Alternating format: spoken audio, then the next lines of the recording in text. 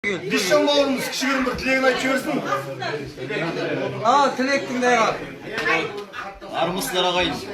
Белбеу кетсе бел қалар, бектер кетсе ел қалар, берекен кетсе нең қалар дейді. Біз берекемізді қашырып отқан Назарбаевтың жүйесімен күресіп отырмыз ғой. Неге берекені қашырып отыр дейміз?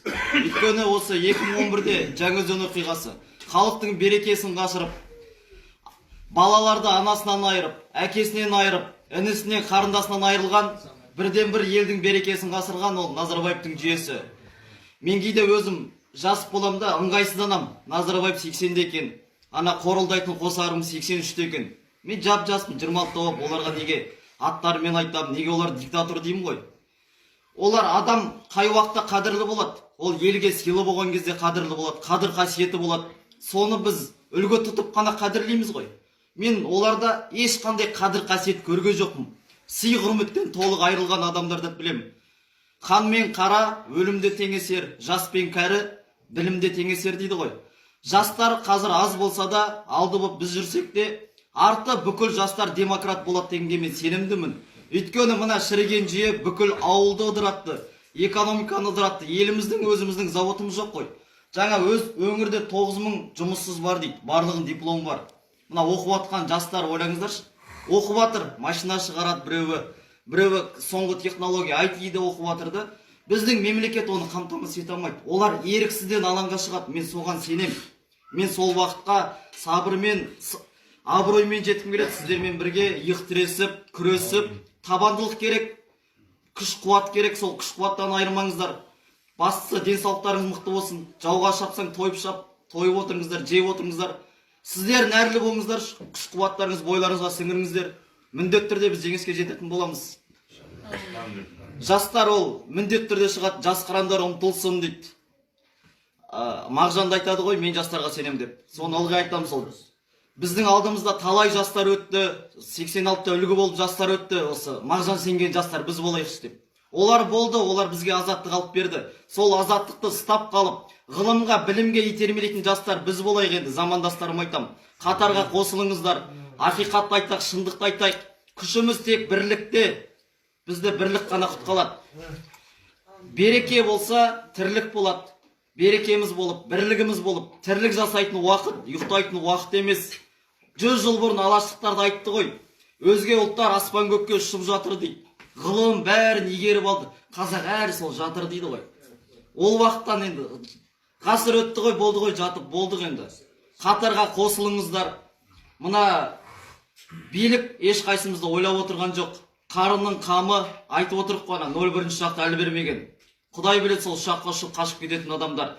Бүгінгі сот көрінісі міне. Біз мұнда не үшін көрдік? Біздің басшыларымыз әділетсіз елді басқарып отқан соң, әділдікті талап етіп отқан соң, жүрек қалауымен келдік, шыны керек бізге. Жүрегіміз ақиқатты қалайды. Біз қараңғы қазақ емеспіз. Ғаламтор бар, өткен тарихты көріп айтады ғой, бүгінгі біз ертеңгі күннің атасымыз. Ол уақытта біз мына қазіргі артымызда ұрпақ бар ғой, солардан қарғыс емес, алғыс алатын ата болайық. Ақсақал азайды, ақсақал болайық. Абыз болайық, ауыл басқарайық, елге үлгілі болайық. Замандастарымызға сыйлымды, артымыздағы жастарға үлгі болатындай ақсақал болайық. Ақсақалдар көп болса, ақылды ұрпақта көп болатын болады міндетті түрде. Сол ақсақалдар алқасын ағаларымызға ризамын осында жол бастап отқан. Біреуіменен 20 жас үлкен, біреуіменен 30 жас үлкен. Бірақ бұл кісілердің барлығымен рухтас деп білем. Бізді руханият бізді біріктіріп жатыр. Қазақылығымыз біріктіріп жатыр ғой. Burada жас жоқ. Бағана рухымыз бір біздің. Кезінде дана өзі Қабанбай батырымыз дана шығысты қолдап, мен Найманның батырым, мен шығыстың батыры, орта жүздің батырым деп шығыста қалып қойған жоқ қой. Жетісу өңіріне күн туды жоңғарлар келген кезде әскерін бастап, артына елін қалдырып қорғауға барды ғой. Не үшін барды?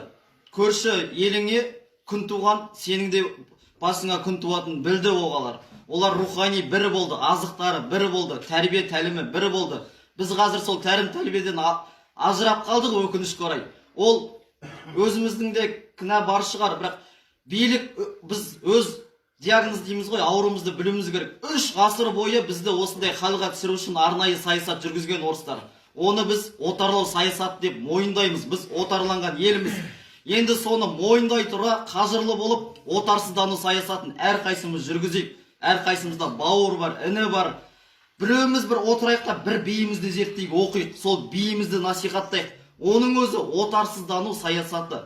Балаңды сен жексұрын деп сүмелектеп өсірш, балаң өскенде сұмырай жексұрын болып, ұры болып шығады. Ал балаңды сен батыр деп, сен өр рухтысың, сен ер адам ел үшін туады деп өсіретін болсақ, міндетті түрде ол сондай қабілеттілі бойына сіңіріп, кім Сұлтан Махмұт айтады, қазаққа сондай руханият тәлім тәрбиесін берсең, оны осы біздің қобыздың үні, домбыраның үні, жыраулармен бойына сіңірсең, ол сөз түбі сүйектен өтпей бойыңа рух болып таралады дейді.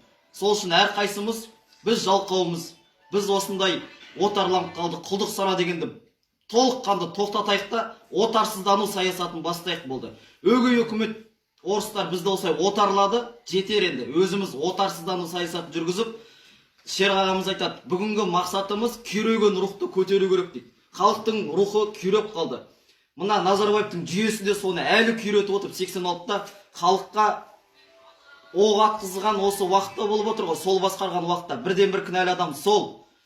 Рухымызды күйреткізбейік, көтерейік. Біз бейбіт күресшілерміз, көріп отқан адамдар болса, қай митингті алсаңдар да бір полицияның басын жарға жоқпыз, бір прокурордың жағын сындырға жоқпыз. Демек біз заңды әрекет жасап отырмыз. Бейбіт күрес.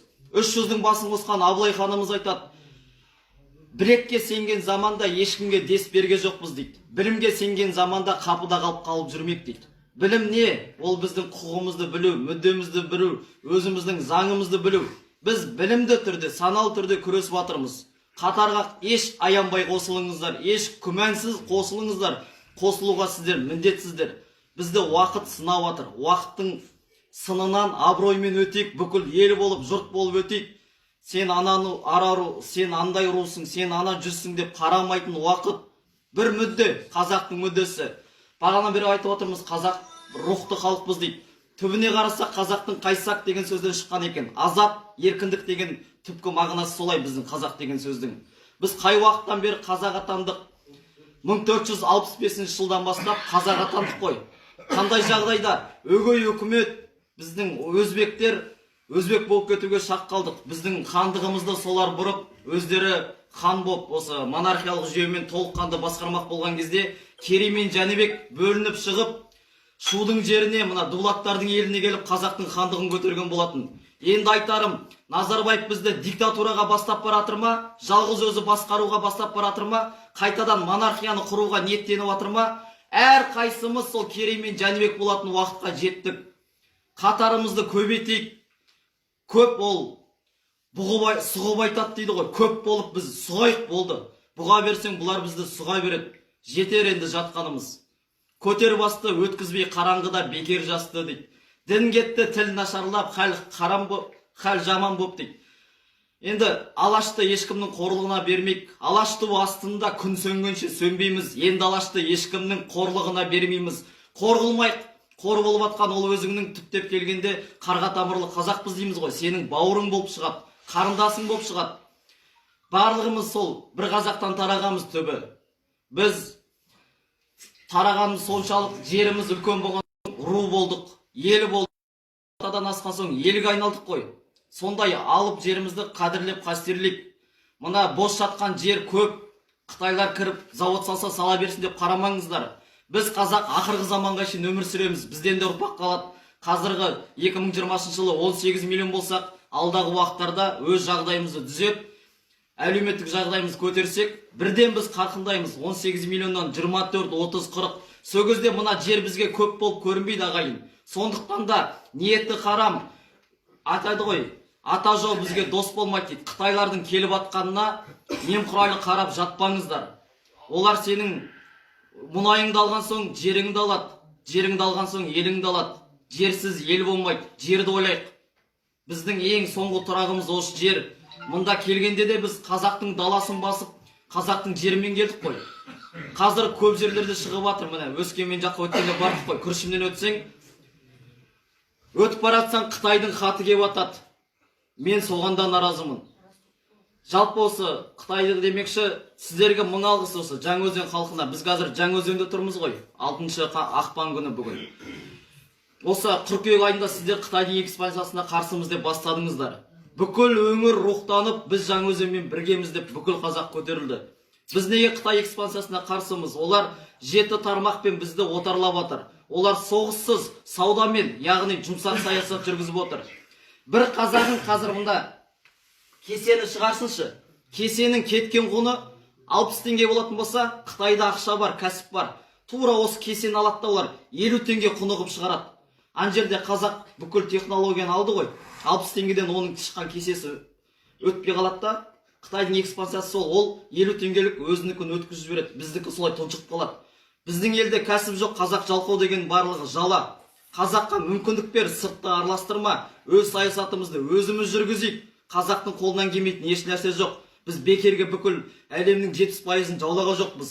Ол біздің басымыздың саналы болғандығынан, біз стратег болғандықтан, ойлау қабілетіміз, сана сезіміміз шарықтағандықтан біз әлемді жаулап өз саясатымызды жүргізген елдің ұрпағымыз ғой.